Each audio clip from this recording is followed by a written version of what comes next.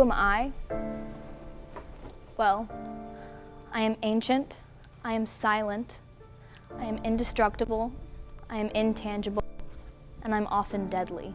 Unrelentingly, I stalk the poor, the rich, men, women, the old, but especially the young. They tend to be the most vulnerable and the most open to suggestion. I seek to destroy their lives, sometimes instantly, and sometimes agonizingly slowly. I convince them to willingly subject themselves to terrifying risks. At first, I present myself as a soothing angel, promising to ease any emotional anguish and heal any emotional wounds. What could be more enticing to a child than this?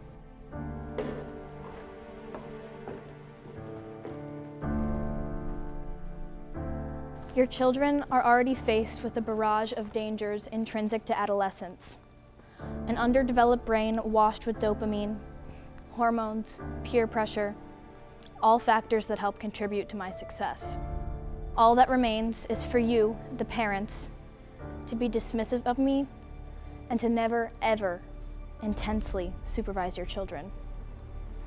I am drug addiction.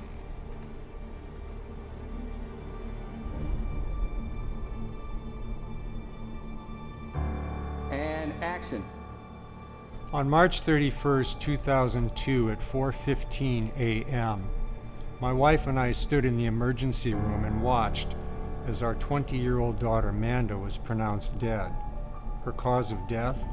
A lethal dose of heroin that she had injected into her left arm hours earlier in our home. Since then, I've been telling Amanda's story to adolescents and adults to illustrate the risk factors of and some of the countermeasures to drug addiction.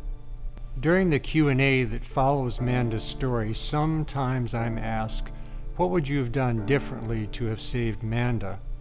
One of my responses is that we would have searched Amanda's room, her car, her backpack, her purse, and if she'd had a cell phone, we would have searched that as well.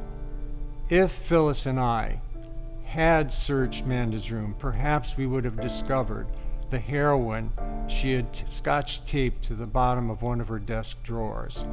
I believe that such a search could have saved Amanda's life.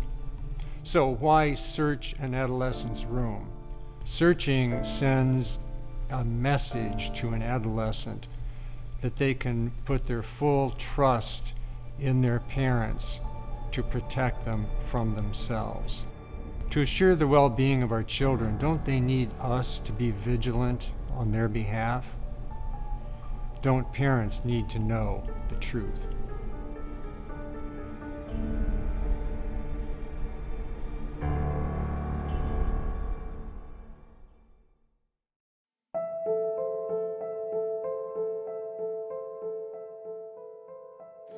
Tom, I was putting some laundry in Katie's room this morning and I found what I think is some sort of vape.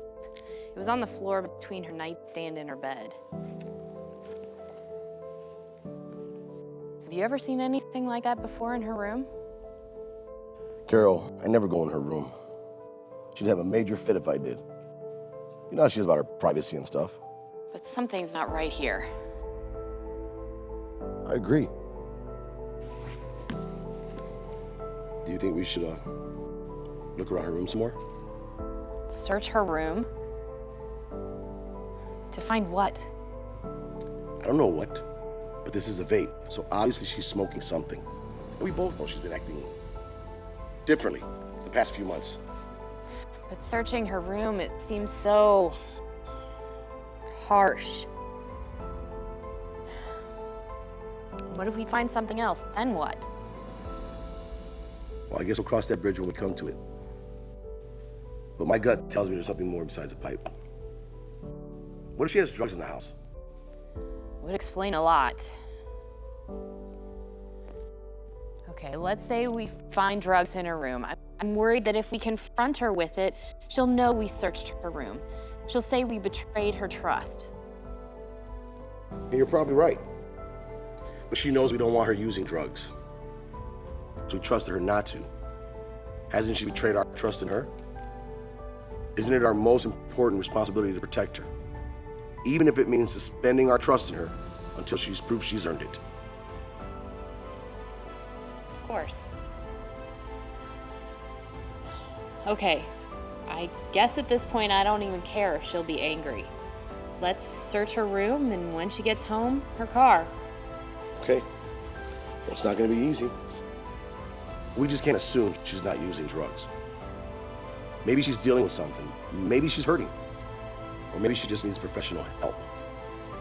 Maybe it's not even her vape. But we do have a right to know what she's doing.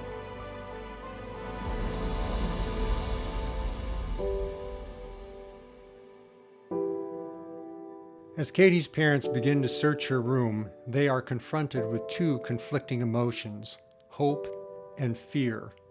Hope that they are wrong about Katie using drugs, and the fear that she is.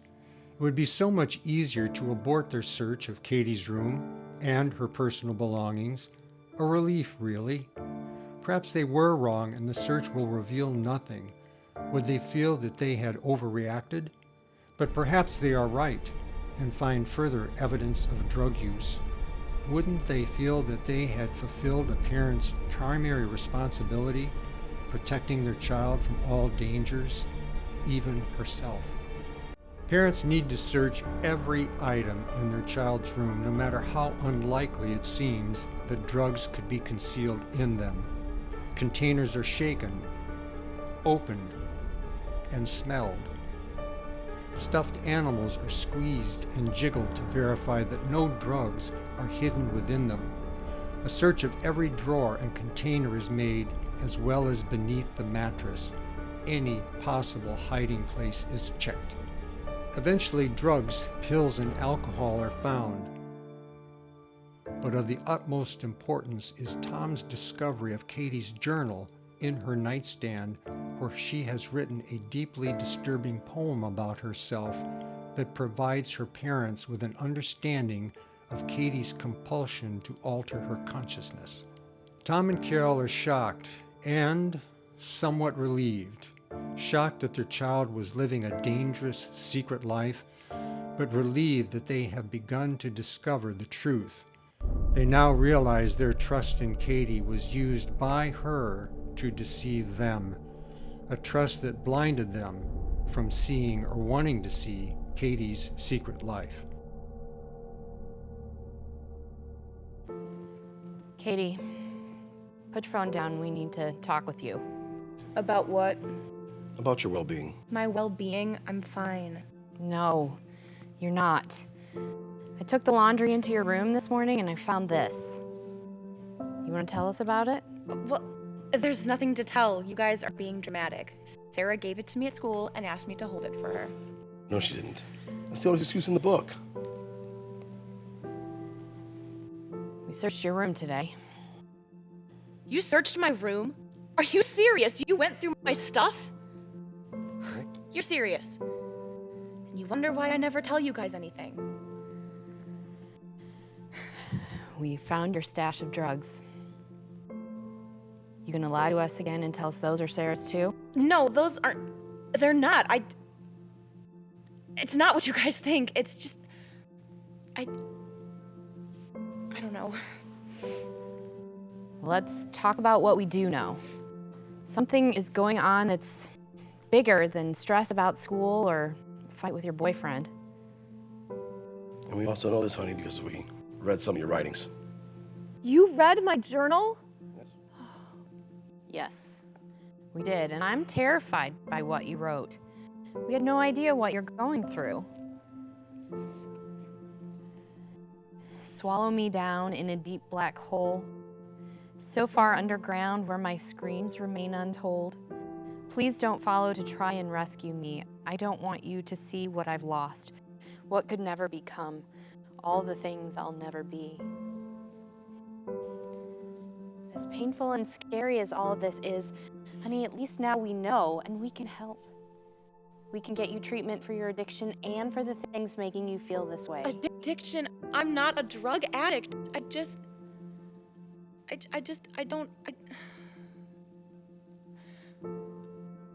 I've felt alone for a really long time. I didn't know how to tell you guys.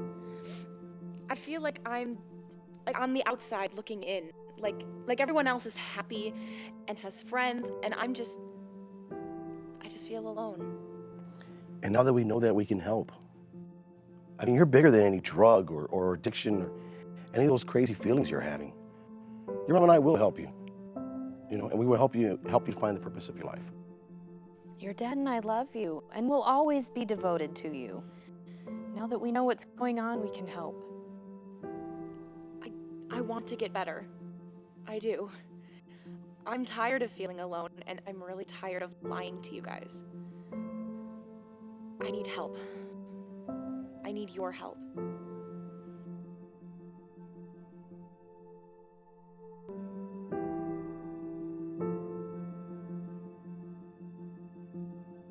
Searching an adolescent's room and their belongings is part of a much broader and comprehensive strategy to shield our young from the lure of consciousness-altering drugs.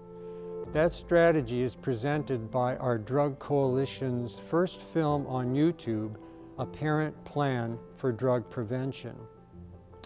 A few elements of that plan are: be a positive role model for your child. Be involved in your child's life. Open lines of communication and keep them open. Set rules for your child with consequences should they violate those rules. Get to know your child's friends extremely well. Why? Because the most predictive factor as to whether or not your child will use drugs is who their friends are.